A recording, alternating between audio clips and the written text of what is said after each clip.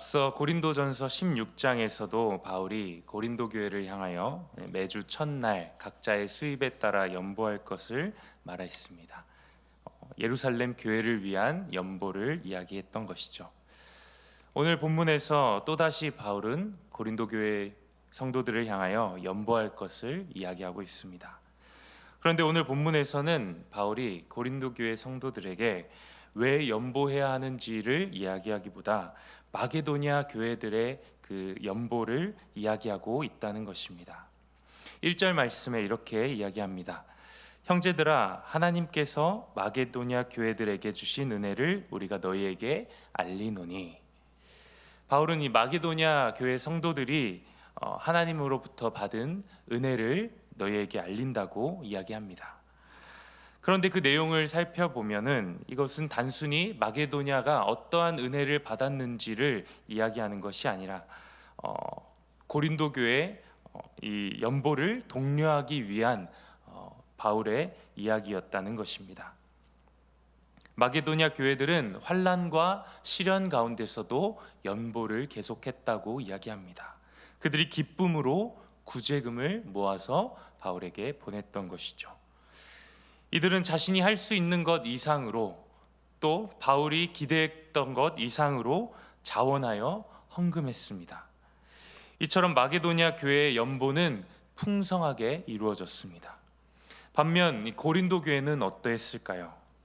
10절에 의하면 고린도 교회는 1년 전부터 이 연보를 해왔는데요. 그런데 처음에 이 연보를 시작했던 그 마음이 사그라들고 어느덧 시간이 지나자 고린도 교회는 이 연보를 중단하게 되었음을 볼 수 있습니다. 결국 바울은 이 고린도 교회에게 마게도냐 교회들의 이 이야기를 이야기함으로써 고린도 교회가 시작한 그 연보의 사역을 완성하라고 말하고 있는 것입니다. 그렇다면 고린도 교회의 연보가 중단되었던 이유는 무엇이었을까요? 1년이 지나도록 고린도 교회가 그 연보를 완성하지 못했다는 것, 그리고 그 연보의 활동이 지금 중단되었다는 것은 고린도 교회가 처음 품었던 그 마음과 열심을 잃어버렸다는 것을 의미합니다. 사실 우리도 그러하듯이 어떠한 일에 대하여 우리가 처음 품었던 마음을 계속 유지하기란 참 쉬운 일이 아니죠. 처음 예수를 영접하고 신앙에 불이 붙었을 때는 무엇이라도 할 수 있는 마음이 우리에게 있습니다. 시간을 쪼개어서 성경을 읽고 말씀을 배우며 봉사하는 열정을 우리가 쏟습니다. 그러나 시간이 지나자 점차 우리의 마음과 열정이 사그라들게 되는 것을 우리가 보게 되죠. 그렇기 때문에 우리가 시작한 어떠한 일이 중단되었을 때는 그것이 우리가 시간이 없어서 여건이 되지 않아서가 아니라 우리의 마음이 없어서임을 우리가 경험하게 됩니다. 하고자 하는 마음만 있다면 없는 시간을 짜내어서라도 그것을 이루게 되는 것입니다. 포로기 이후에 이스라엘 백성들이 성전과 성벽을 재건하는 일에 힘썼습니다. 이때 성벽을 재건하는 일에 기어코 반대했던 세력들이 있습니다. 산발랏과 도비야, 유명한 사람들이죠. 이들은 성벽 건축을 방해하기 위해서 온갖 비난과 저주는 물론이고 이스라엘 백성들의 그 목숨까지도 위협하는 일들을 벌였습니다. 그러나 이스라엘 백성들의 마음은 굳건했습니다. 그들은 결코 이러한 회방 앞에서도 성벽 건축을 중단하지 않았습니다. 한 손에는 무기를 들고 한 손으로 성벽 건축을 재건했던 것을 우리가 볼 수 있습니다. 결국 느헤미야 6장 15절에서는 성벽 공사가 단 52일 만에 끝났다고 말하고 있습니다. 이처럼 하나님의 일을 함에 있어서 우리의 상황보다, 우리를 반대하는 것보다 더 중요한 것은 하나님을 향한 우리의 마음이라는 것입니다. 그래서 바울은 12절에서 이렇게 말하고 있습니다. 할 마음만 있으면 있는 대로 받으실 터이요 없는 것은 받지 아니하시리라. 하나님께서는 얼마나 많은 구제금이 모였는지 그것을 바라보시지 않고 사그라들지 않는 그 고린도 교회 성도들의 마음을 있는 그대로 받으신다는 것입니다. 그러나 오늘 고린도 교회 성도들은 그 마음을 잃었습니다. 달리 말하면 하나님이 부어주신 그 은혜를 잊었다는 것입니다. 그렇기 때문에 그들은 더 이상 연보하는 일에 힘쓰지 않고 연보를 은혜로 여기지 않고 손해로 여겼다는 것입니다. 다른 사람들 좋게 하려고 내가 내 것을 빼앗겨 다른 사람들을 더 낫게 할까? 나도 넉넉하지 못한 상황 가운데서 다른 사람을 도우라고 이러한 마음들이 고린도 교회 성도들에게 자리 잡았던 것입니다. 고린도 교회 성도들에게는 연보가 더 이상 은혜가 아니라 가혹한 것이었다는 것입니다. 그러나 바울은 13절 말씀을 통해서 이렇게 이야기합니다. 이는 다른 사람들을 평안하게 하고 너희는 공고하게 하려는 것이 아니요 균등하게 하려 함이니. 연보는 드리는 자들의 그 삶을 힘들게 하려고 하는 것이 아니라는 것입니다. 다만 드리는 자들과 또 그 받는 자들을 균등하게 하려 함이라고 말합니다. 여기서 이 균등함은 공정함을 이야기합니다. 연보 곧 다른 성도를 향한 그 구제함에 있어서 우리가 반드시 기억해야 하는 사실은 교회가 그리스도 안에서 한 몸이라는 사실입니다. 연보는 그리스도 안에서 한 몸인 이 교회 안에서 일어나는 역사입니다. 그리스도 안에 한 몸인 우리가 그리스도 안에 한 몸인 다른 지체를 돕는 것, 즉 그리스도의 몸을 세워나가는 것을 이야기합니다. 그렇기 때문에 고린도 교회에서 예루살렘 교회를 돕는 이 일은 균등을 위한 일이라고 이야기합니다. 자신의 것을 바쳐서 희생해서 남을 더 잘되게 하는 그런 일이 아니라 한 몸인 그리스도 안에서 그 그리스도의 몸을 세워나가는 것이 바로 연보라고 이야기합니다. 이어지는 15절 말씀을 보면 바울은 이렇게 인용합니다. 많이 거둔 자도 남지 아니하였고 적게 거둔 자도 모자라지 아니하였다고 말합니다. 이 말씀은 이 출애굽한 이스라엘 백성들이 만나를 받은 그때에 하신 말씀을 인용한 것입니다. 이스라엘 백성들이 만나를 거둘 때에 각자가 걷는 그 양이 다 달랐습니다. 누군가는 많이 걷고 누군가는 적게 거뒀지만 많이 거둔 자도 남지 않았고 적게 거둔 자도 모자라지 않았다고 이야기합니다. 즉 많이 거두었다고 해서 내가 더 많은 것을 남기는 것도 아니고 내가 적게 거두었다고 해서 그것이 나에게 모자라지도 않았다는 것이죠.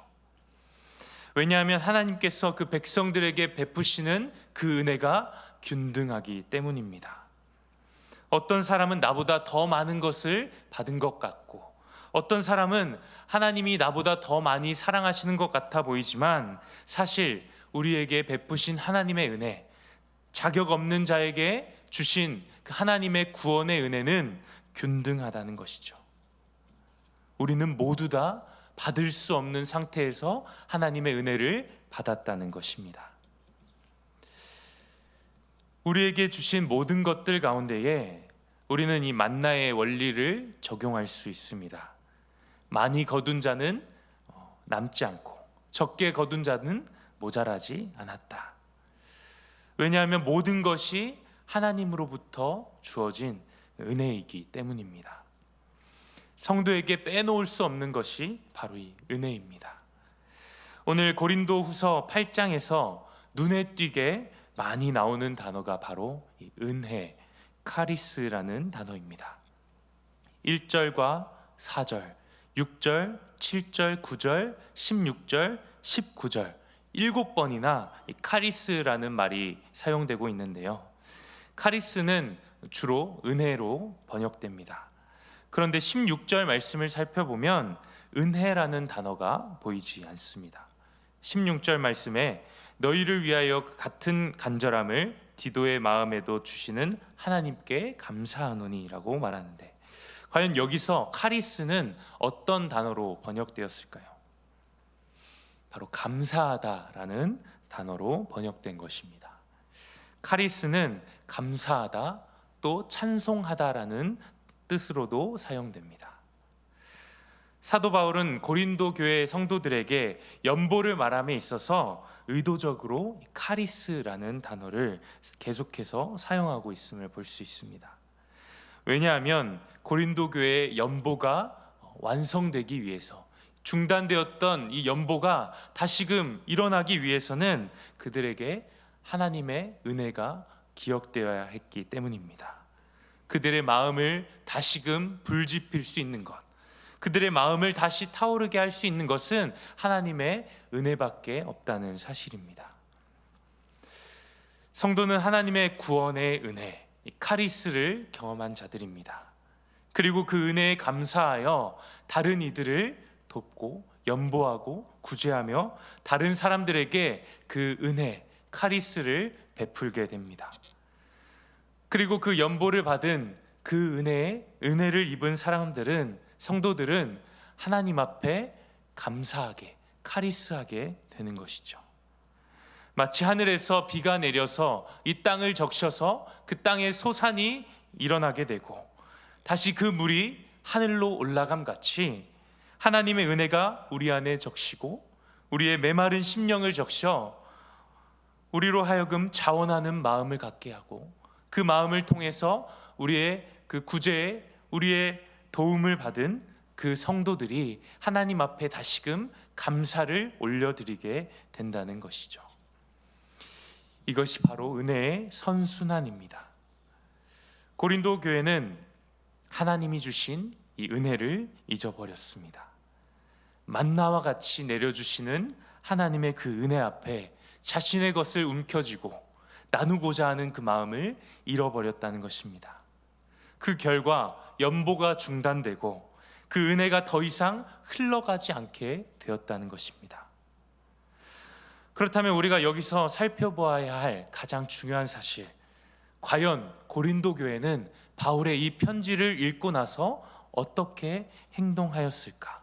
과연 그 중단되었던 연보의 사역을 이어나갔을까 하는 것입니다. 바울이 고린도 후서를 쓰고 나서 몇 달 뒤에 쓴 편지가 바로 로마서입니다. 바울은 로마서에서 이렇게 이야기합니다. 15장 26절입니다. 이는 마게도냐와 아가야 사람들이 예루살렘 성도 중 가난한 자들을 위하여 기쁘게 얼마를 연보하였음이라. 여기서 이 마게도냐는 오늘 이 고린도 교회 성도들에게 이야기했던 표본이 되었죠. 그런데 마게도냐와 함께 아가야 성도들을 이야기하고 있습니다. 아가야 사람들은 누구일까요? 고린도후서 1장 1절 말씀을 보면 바울이 고린도 교회에 편지를 할 때 아가야에 있는 모든 성도들에게 편지하고 있음을 볼 수 있습니다. 고린도 교회 성도들은 성령의 감동으로 쓰여진 이 바울의 편지, 즉 하나님의 말씀을 듣고 그 말씀에 순종하여 연보를 이어나갔음을 볼 수 있습니다. 하나님의 은혜를 기억하며 자원하는 마음을 가지고 그 연보를 완성했다고 볼 수 있습니다. 성도 여러분, 여러분들의 삶에 있어서 하나님이 주신 그 은혜는 지금 선순환되고 있습니까? 혹시 고린도 교회의 연보가 중단되었던 것처럼 우리의 악하고 이기적인 마음으로 인하여 하나님의 은혜가 순환되지 못하는 그 가운데 우리가 있지는 않습니까? 오늘 이 말씀을 통하여서 우리 안에 멈추었던 이 은혜의 순환이 다시금 흐르기를 소망합니다. 사그라들었던 주를 향한 우리의 마음이 말씀을 통하여서 다시금 회복되고 자원하는 마음이 우리 안에 회복되는 역사가 있기를 간절히 소망합니다. 함께 기도하겠습니다. 하나님 아버지, 감사합니다. 우리를 구원하시며 우리를 그리스도의 한 몸으로 부르신 하나님의 은혜에 감사합니다. 고린도 교회에 멈추었던 구제의 사역이 하나님의 말씀을 통하여 다시금 완성되었던 것처럼 우리 삶에 주님의 은혜를 잊고 또 멈추었던 우리의 마음과 열정을 하나님의 말씀으로 다시금 회복해 하여 주시옵소서. 날마다 주님을 붙들고 그 은혜 안에 살아가며 그 은혜를 흘려보내는 우리의 삶이 되게 하여 주시옵소서. 예수님의 이름으로 기도합니다. 아멘. 하늘에 계신 우리 아버지여, 이름이 거룩히 여김을 받으시오며 나라가 임하옵시며 뜻이 하늘에서 이루어진 것 같이 땅에서도 이루어지이다. 오늘날 우리에게 일용할 양식을 주옵시고 우리가 우리에게 죄 지은 자를 사하여 준 것 같이 우리 죄를 사하여 주옵시고 우리를 시험에 들게 하지 마옵시고 다만 악에서 구하옵소서. 대개 나라와 건세와 영광이 아버지께 영원히 있사옵나이다. 아멘. 시간 함께 기도하실 때에